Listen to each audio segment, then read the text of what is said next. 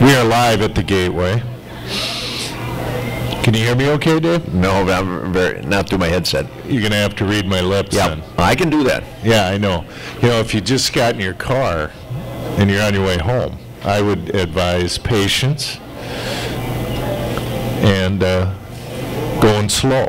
How about you? Yep. I made it across town today, and it was just about what you'd expect. A little slipping and sliding, but Yeah.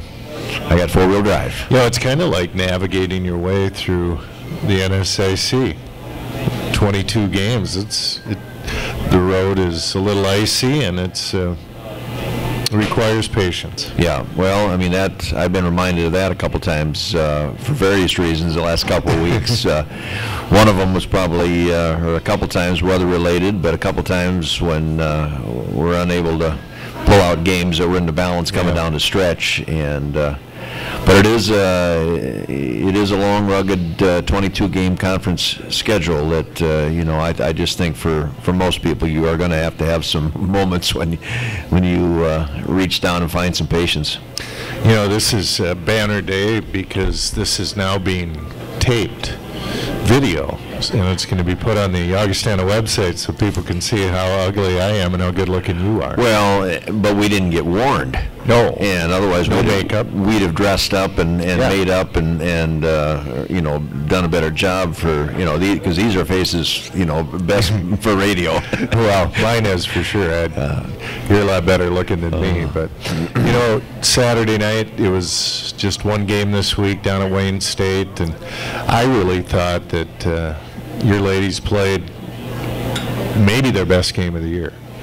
And you played against a team that has a great shot of not just winning the league or the region, but a national title. And you had them on the ropes all game long. It was just a great game. Went back and forth with a lot of lead changes, and it was an entertaining game for the fans that were there. Well, and unfortunately, in team sports like these, there are no consolation prizes. I felt a lot better about the way our team competed than maybe we did at times on the previous weekend on the road. But we didn't finish it. If obviously winning the game is our main goal. But I was pleased with the way we battled. We needed a little more offense. We just needed a couple baskets probably here and there, and we really had our three leading scorers that did most of the scoring for us. And I think if we could have gotten just a player or two, or even a player or two maybe on the defensive end down the stretch, or maybe a call that doesn't go against us, we could have come out of there with a win, and it would have been awful big for us. If memory serves me right, you were 6 out of 7 from the free throw line, so it would have been nice to get to the line more. And I know they play a zone, but it's not soft. No. But, they're aggressive in that zone. They get after you, especially on the perimeter. But you just couldn't get to the line, and they outscored you by 8 or 9 points from the line in a 3-point game. Well, and they went inside, and to their credit, especially down the stretch, when they went inside, they attacked the basket. Where when we went inside, we'd shoot the turnaround. Now Alex was 9 of 10, so you can't argue with that. Her success inside, but we attacked the rim a few times during the game. But you do catch yourself kind of passing and shooting, and or maybe ended up with a little bit more of a mid-range type game than you do sometimes against man. And they're very good at their zone, like you said, and it's also something that I knew, but then the game itself reminded me, very tough to simulate that in practice, maybe unless you throw an extra defender out there, because they just do a great job. That's one of the things about zoning. Everybody can zone, but to zone and do a good job of it, that sometimes is a special quality, and you need, if you've got better players, better athletes, your zone's going to look better. And you notice sometimes the longer athletic teams can zone and really get to you and get their hands in the passing lanes, and they're very good at it. We probably had 3 or 4 what I thought were almost turnovers that came as a result. Oh, yeah, that's right. They do get to this passing lane just a little bit more than maybe we do in practice or somebody else. And again, in a game like that, those turnovers seem to come a little bit more in the first half when we were sort of adjusting to what we were seeing. But it still are those things that you look back and if you had a couple of do-overs or possessions that you could do a little better job with, make a difference. All right, we'll be back with more with head coach Dave Krauth. We're live at the Gateway, the Augustana Coaches Show, and we'll be back after this on 99.1 ESPN. Gateway, the Augustana Coaches Show with Dave Krauth. And Dave, when you look back at last week's game, I'm sure there were a lot of things you saw good in it, but a 3-game road swing is difficult. You came out of it 0-3, 2 very close games there that could have gone either way. But did you feel like when the game was over, after talking to him before you got on the bus or on the bus on the way home, that it's a more confident team than it maybe was a week ago? Well, I mean, I think they definitely felt better about themselves than they had the previous weekend, because we dropped one at Bemidji where I don't know if we put our best foot forward, but came back and then had chances to win and didn't get it done, and then kind of got stepped on a little bit at Duluth, and a good team that played very well that night. So we just didn't have a real good feeling about ourselves, and we had probably 2-3 key players that have struggled a little bit over the last couple of weeks, and struggled a little bit in practice during the week prior to the Wayne game. And I still think we've got a little bit of that yet to do, but I think collectively as a group, they just felt much better. They knew they had put forth a much better effort. Terry Versteeg has given you some decent minutes off the bench in the last 3 games. Well, and she has. She got tired very quickly in the second half down at Wayne, and I couldn't really explain it, but she's just one of those kids now that she's got some experience. Not knocking her shot down this year quite the way she did last year, and that is something that I think has gotten a little bit better. And if we can get, we don't need double figure scoring out of her. We can just get some decent minutes and spell somebody, and then if she can knock down a shot or two, and she can step outside and do that, if that's what presents itself, I mean, that'd be a big plus for us. Another thing that she could give you, if she was willing to do that, is some physicality in the post. Well, and she does do that. I mean, she will body up and take up some space, and that's really something we don't do necessarily that well with our starters.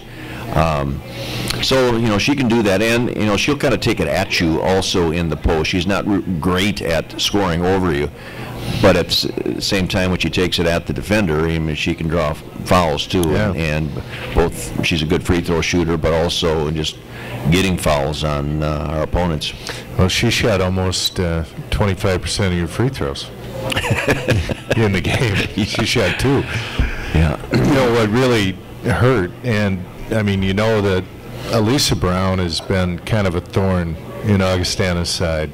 She's diminutive. Yes. But she is quick. Yes. And she showed a willingness to take some shots the other night, and she was in double figures, and then Renee Wood hits 4 threes. You do a great job on their best player, one of the best players in the country, Ashley Arlen, but these 2 girls come off the bench and score more than 20 points. It was really the difference in the game. Yeah, and that sometimes is that difference in games or between teams sometimes, is having those kids that will come off the bench. And he's got a couple kids now that are really giving him some punch off the bench. You mentioned Wood. She's a very hard kid to match up with. They go flat for her and let her go one-on-one at the end of the shot clock, and it's tough to find a way to contain her. And then she stepped back and hit one and dished off another time and finished herself.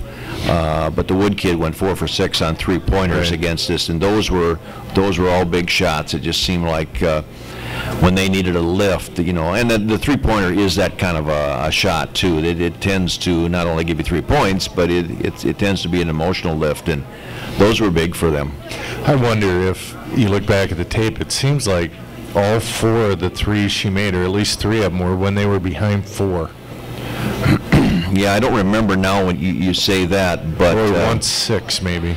Yeah, she did. There were a couple like where we had, gone ahead by, maybe at least 3, and those were big.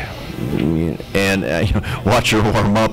Well, we'd watch film, of course, prior to the game too, and we knew she was playing pretty well. And they had almost kind of gotten into this rhythm where she was playing a lot of minutes. She played 30 minutes off the bench Saturday night, and so I watched her a little bit in warm up, and I was kind of, she looks like she's got that stroke. She's feeling very good about it, and she was. But you got to give the kid credit, and she was, maybe what they needed Saturday night. Yeah. Claire DeWillius used to be that player for him, and this year she's kind of been missing in action, and it almost makes me wonder if she wouldn't be better off doing what she used to do, coming off the bench, and if she's not a little uncomfortable with her role now as a starter, because she is one of the better three-point shooters in the league the last few years. Yeah, she's one of those kids that'll take tough threes, and she has struggled a little bit, and I think too, you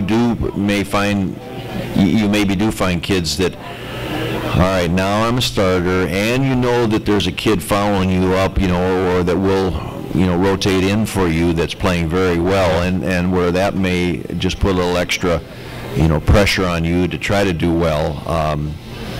But the fact that the Wood kid has come in and spelled her and played a lot more minutes than Claire did on Saturday night, that.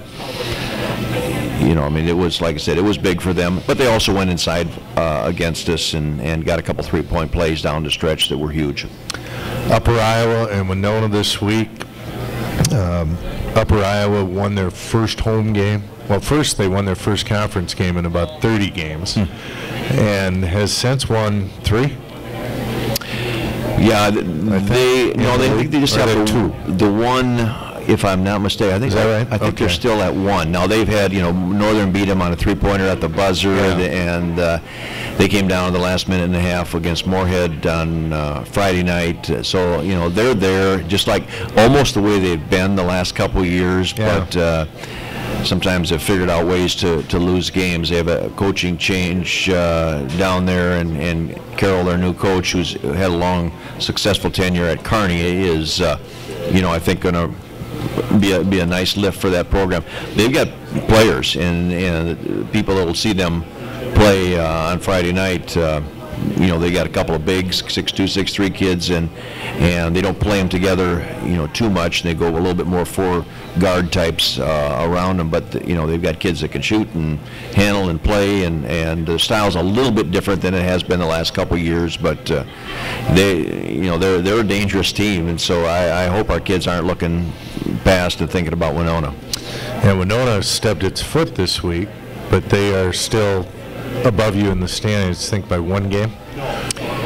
Yes. Are they 7-4, I think? No, I think they've got 3 losses at the most. And it's so discombobulated in the standings. And we're right at the midway point, and so much can happen. I mentioned earlier today that really 2 through 10 almost. You could theoretically change all those positions in the second half of the conference season, and Winona's got themselves in good position. They did lose a home game this past weekend, but for most of us that will happen.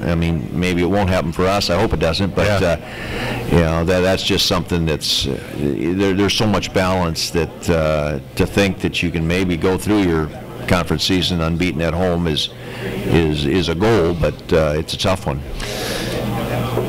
If you really, people looking on the outside in will sometimes say to me, well, what happened to the Augustana women this weekend? Because people that come to the games never see you lose. And so it's almost like they're shocked when you come home and you've lost, but that speaks well to how you play at home, but it also speaks well to the difficulty of the league and how hard it is to win on the road. Yeah, it is. It's a difficult task. For a team like ours that can't really necessarily impose your physical will on another team. We're not bigger, stronger, or faster than the other teams. then it is difficult to go on the road, and you can know that you've got to execute well, you've got to shoot a decent percentage, and all the things that you need to do. It seems like the crowd will help you and give you some of those stretches at home, and of course you don't have those for the most part on the road. So it's tougher, but for us, we haven't played terrible on the road. Maybe the Duluth game was one that we'd like I said earlier, to have a do-over. But we got 5 losses all on the road in the conference, and probably 4 of them we could have won if not should have in a couple cases. But that's why they play them. You mark them down at the end, and you live with it. You got off to a pretty good start Saturday, and then they caught up, took the lead, and then the Augie-holics walked in. And it really, to me, seemed to give your team a lift. And I think they played off them the rest of the game. So it was almost like they were at home. It reminded me a little bit of Northern last year. Yeah. They were up at Northern, and it's just like the home fans will sit on their hands a little bit, and of course these kids aren't going to do that. And our players notice it. So I think they may have been, at least partly responsible for, our good energy level that we maintained most of the game. We got in foul trouble, and that can drain you too. It just seems like you get a little tentative and cautious when you're in foul trouble. But like I said, I noticed it too. I mean, I think they gave us a nice lift. All right, Dave, well, the best of luck to you this week against Upper Iowa and Winona. I know that you're going to get 2 wins, and you'll be happier next Monday. I hope so. All right, you're listening to the Augustana Coaches Show live from the Gateway on ESPN 99.1, and we'll be back after this. Chad Hederman is senior from Johnsburg, Illinois. He's on the men's basketball team. Chad, welcome. Well, thanks for having me. I assume that if I'm ever ill or something, you'd be able to host the show. I'm sorry? Wouldn't you be able to host the show if I was ever... I can do this easy. Don't even worry about it. So if you need me to step in, I'll be ready for it. That's why I wanted to have you on. It's been quite a season, and it's been quite a career for you. In 3 years, you've gone to the NCAA tournament 3 times, and now it's your senior year, and things started a little slow for this team, but it's begun to pick up, and you got 3 straight on the road. You guys have to feel pretty good. Yeah, we're starting to turn it around a little bit more. Like, obviously, we did start out bad in 4 and 3 or whatever we were at that point, and our confidence was just low when we weren't ready to play. And now we're starting to play a lot better and winning games again, which is good. And when we were losing games, everyone was sort of down. Our practices weren't as well, but we win a couple games and sort of it picks up, and you get that feeling of how winning feels, and you just try to work harder and keep doing that. How's this team different from the teams in the last couple of years? We were just talking about that as well earlier. Jordan Dalton and Dave and Lee and Elliott, they all knew what we were doing at every time, and they did the little things that make us win the close games. Like the 4 games that we lost by 3 or less points or whatever that was, those games we would have won probably if Jordan had the point guard, because he made us do he made us get in the right play. He made us do the little things. We didn't have turnovers, and like Cam's learning, and he's doing a great job, and he's getting a lot better at it, but just doing the little things like lining up on the sideline out of bounds and not throwing the ball away. And the turnovers that we had was a lot of people's faults, but I mean, we wouldn't have had those if we had the other guys. So like, we're just young, I feel like, this team. Yeah, it's hard to play the point guard if you have never played it before, and Cam was the backup point guard last year, but he was a scoring guard in high school. And you've played some point over the last couple of years as well, but you talked about guys knowing their roles and doing the dirty work. That certainly has been your job. You've been the ditch digger on this team. You're not looked to score, but you're doing all kinds of things. And the success of this team over the past few weeks, I think, has been predicated by how well you play defense against the other team's best scorers. That's what they need me for. That's what I go out there and try to do, is just try to get their best player frustrated and not score as many points. And we've played a lot of good players last Rasmussen had 43 the night before at Duluth, and then we came up there and held them to not that many points, and I can't remember. But that was a great team effort because Ethan Tomford came in off the bench and played him well, and Trevor Haas came in and played defensively. He played very well. So I just try to give Cam and Cody breaks so they can score on offense, so I don't have to. So I'll go guard their best players and see what happens after that. Well, and I've noticed that you do kind of what I did, and when I was playing basketball, I kind of try to stay out of the way of guys getting rebounds. Oh, yeah. You know, I don't want to get in their way in case they might get it. No, yeah. It's a little rough in there. I don't want to go down there. I'll stay out there and guard and hope he doesn't score a lot of points and keep Coach B happy, and that's all that really matters. You know, you've been able to do these things defensively without getting into foul trouble, but Saturday at Wayne, you got 2 fouls in the first half pretty early in the game, and you had to sit out a lot of the first half because of that. How have you been able to be as aggressive defensively without, for the most part, picking up fouls? I just go talk to the refs before the game and tell them I'm going to reach the whole time. You just explain what you're going to do and go, okay, I just let them know.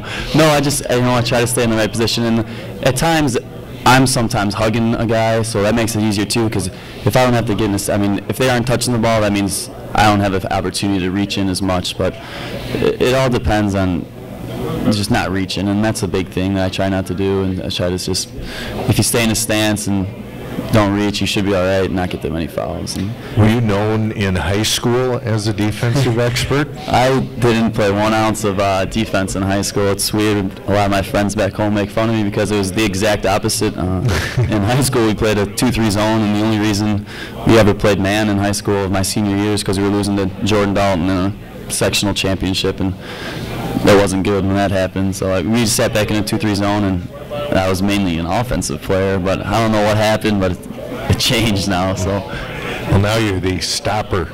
I try to be, and so far we're doing all right, and we're starting to play defense. Our defense is there. A few offensive stats, and we have a few more wins on our schedule, but so far defensively, yeah, I got it. Johnsburg, Illinois is right near Wisconsin, right? Yeah, it's about a 10-minute drive. Is it on Highway 31? It's right off of Highway 31, and you're right in Johnsburg. See, I've made that trip. I went from Dundee to Lake Geneva. Yeah, Lake Geneva is about a 15-minute drive right up 31, and it's a beautiful area. It is a great place to be down there. Some nice golf courses. Oh yeah, Johnsburg's it's pretty much heaven on earth. It's a great place down there. So when you graduate from college, what are your plans? I believe I'm going to stay here and be a graduate assistant for Coach B and get my master's in sport management and leadership at Augustana. So I'm pretty sure that's a done deal. Coach B got me into grad school. So I'll be here and work under Coach B then for 2 more years. I don't know if I'm looking forward to that. I don't know. I just keep getting asked, how are you going to spend 7 years with Coach B from all the former players? So I don't know how I'm going to do it either. Which would also be 7 years with me. Yeah, well, that's all right. I figure I got to fill in soon one of these days. So yeah, well, that's true. At least you'll be around in case anything happens. Someone has to take over the show. It'll be fine. Yeah. So you want to be a coach? Yeah. High school or college? I would say college. I don't know if high school is something I want to do. College, ultimately, sometimes I always think I'd like to be like an athletic director and work with a lot of different sports and everything like that. And I wouldn't mind that in high school as well. But Cody Schilling was with us last week, and he mentioned what a family this team was. Do you keep in touch with the guys that you played with the previous years that are now successful in their lives? Definitely, and I see a lot of those guys out a lot of the time, and I always get texts even after games. I just got a text the other day from Eric Krogman saying, good game, we watched it on the radio. Jordan and we're still very close, and I saw Ian Thomas and Nick Olson, and that was 4 or 5 years ago now. They always keep in touch, and they're at the games, and they make it as much as they can. So, it is a family. Even if you graduate 3 or 4 years ago, we still keep in touch and everything like that. And we're actually going to Tom Verdell's house to watch the Bears game next weekend. So, we always try to stay in touch because it is a family, because we spend so much time together, and we've gone through ups and downs throughout the season, and we've been there for each other, and it's definitely a family. Is that a culture that Coach Billiter has created? I think so, because he tells us when we have a recruit in, make sure he can get along with everybody. And if the recruit comes in and we don't get along with him, we can just tell Coach B and he'll let us know. Like Coach B, he's just not a good fit for the team. And chemistry is a big part of our team, and that's why I think we've won so many games, because we care so much about our players, our coaches, and everybody in the organization. I noticed in both overtime periods, sitting right next to the bench, first of all, you handed me a cup of water and it was empty. I appreciate that. Well, looking out for me. You're talking longer. I didn't know if you'd be parched or anything. But second, I noticed the intensity of the players that were on the bench. Some had played, some hadn't, and how much everybody wants to win. Yeah, it's definitely, that's just the culture with the team. We don't want to lose. When we were losing early in the season, we were all mad, and we just didn't want that. We want to keep winning, and we want to keep winning games, and everyone's happier, and we just keep playing harder. And our bench guys, they come to practice, and they might not play a minute in the game, but they work just as hard as we do in practice as much as we can, and that's what's great about the team, because everyone's got your back no matter what. All right, Chad, thanks for being with us. Yep, not a problem. That's Chad Hederman, senior at Augustana, and we'll be back with more on ESPN 99.1 from the Gateway after this. Welcome, everyone, back to the Gateway. Tom Billiter, head basketball coach at Augustana, is with us now. And Vikings have won 4 straight and 3 in a row on the road and worked their way up to 7 wins, 4 losses in league play. And coach, a game Wednesday that was exciting for people to watch, double overtime, but it was not a Monet as far as beauty. No, it was more like, there's this one Little Rascals episode where they all got paint on their hands and they're just painting all over the paper, and pretty soon the walls and the teacher's desk. And it was about as bad of a win as we've had in a long time, but it felt good to win one, because I thought we've had 3 losses that we should have won or had every chance to win. We're up in each of them and had a chance to win the game and didn't. So it was good and fun to get one back, and a lot of key plays. You can go through the whole thing. We just did a good bad at it, just finished practice. And there were so many good plays, too, but they were surrounded by some of the worst plays we've made. I mean, we had a play, I know you had Chad on earlier, where he just simply throws the ball, and Cam cuts the wrong way on a sideline out of bounds, and they just go pick it up and score. And I mean, we haven't done that ever, and so it was just kind of a weird day. Also, I remember kind of an unforced error where Cody thought Leif was going to cut to the basket. In overtime. And he did not cut. No. He would have been open. Wide open. What Cody read was good, but Leif wasn't on the not even thinking about same page. No, it was just one of those games. But, of course, by then, Cody hadn't had a rest the entire second half. He played 46 minutes, played the entire second half in overtimes, which is 30 minutes. And by then, we were gassed. Although I will admit, after the game, talking to their guys and stuff, too, they thought they were more tired than we were. But I think our bench is much deeper than theirs. Yeah. And I thought Wayne did some very good things. He threw some stuff at us we haven't seen ever, and some crazy defenses and just running guys at us at certain times. There were a couple possessions we're in man, and at the end of the shot clock, he jumped the zone. Just some really neat things that have been fun to watch on the film that we're going to learn from. But I thought he did some very good things. And their 2/3 court trapping zone press. But Jeff, when we broke it the way we've been trained to break it, we got layups. Yeah, you did. Again, mental fatigue, mental weakness. Just not tough enough mentally to do what you're told, and to even. I think we are going to grow as a team because our guys see this, but that's when you miss Jordan Dalton, you miss Marcus Blank. Some of that Chad's not on the floor. Our seniors are the ones that can say, hey, we're supposed to have a trail guard. We need a guy in the middle. We look diagonal. They got to take charge a little bit out there and get into the things we've been taught to do. We've been taught to do something in any situation you throw at us. Now, I'm not saying it always works. I'm not saying it's perfect, but you are taught to do. If you're trapped, we flash high post, low post, come to the ball, opposite skip. If you're trapped anywhere on the floor, we do that. If you're throwing a certain full court defense at us, we have 2 offenses that we run to break that. I mean, there's nothing you can do that we don't have something for. And when we don't do those things, that's mental fatigue. Your press breaker that you usually run is one of the best that I've seen. It's the best ever. Were you not able to run that specific offense? I wish it was mine. That's Lute Olson's. That's the one thing from Arizona I have never changed. And every program I've gone to, they've put that in, including Fran Fischel at St. John's, who doesn't change anything. When he saw our press offense, he changed and went to it. I mean, Melvin did it at A&M, Fran at St. John. Everywhere I've ever been, they've put that in, and it is the absolute best. I mean, you score on that thing at will, but you got to run it right. And again, mental fatigue. Yeah, I thought that Chad getting in foul trouble in the first half, something he really hasn't done all year, allowed Amory Shelby, their excellent point guard, to kind of get on track. To that point, he hadn't done much. No, and I also thought Derek DeZeo being in foul trouble really hurt us in the first half. I think Derek does so many. Chad and Derek both do things that don't always show up in the scoreboard. For instance, Chad makes the pass on the sideline out of bounds to Yuri, which was the play, but it was supposed to go through Adam Paterka. Well, they denied Adam. Chad recognizes that, throws it 48 feet across court. But we ran the play perfect, but it took a senior smart player to understand that's what needed to happen. You know what I mean? Those are the things that don't show up in the box score that we have to have happen. Derek does a lot of the same things. Derek is believing in rebounding. He's believing in offensive rebounding. He's doing things defensively that go unnoticed but make us a better team. When he's on the bench, it hurts us. His defense against Starkin was excellent. Phenomenal. For an inside guy to come out and guard really a three. No doubt. And do that good of a job. He did it against Erdman, too. Yeah, he did. And Erdman's a great player, and so Starkin, and he did it against Mary, too, against a smaller guy who's a very similar player, and that's as good a defense, I guarantee, as Erdman's had all year. I think in 28 years, in the first half, there was a lob pass thrown to him on a break, and he dunked it. That's the second time that's happened in the 28 years I've done Augustana basketball. De La Salle High School from Minneapolis practiced in our gym 2 weeks ago, and they had about 67 of them. But you're right, coming from an Augie player to another Augie player, we haven't had many of them.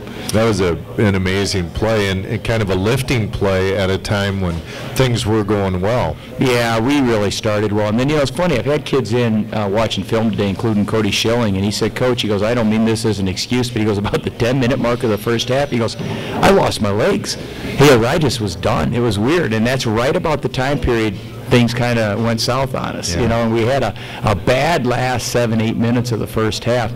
But then I thought we came back the second half, made a lot of mistakes, but I felt like we played fairly hard. I didn't think we were playing hard the last 10 minutes of the first half. It was just weird. It was hard to even yell at them at halftime because I didn't know what happened. It was just nutty.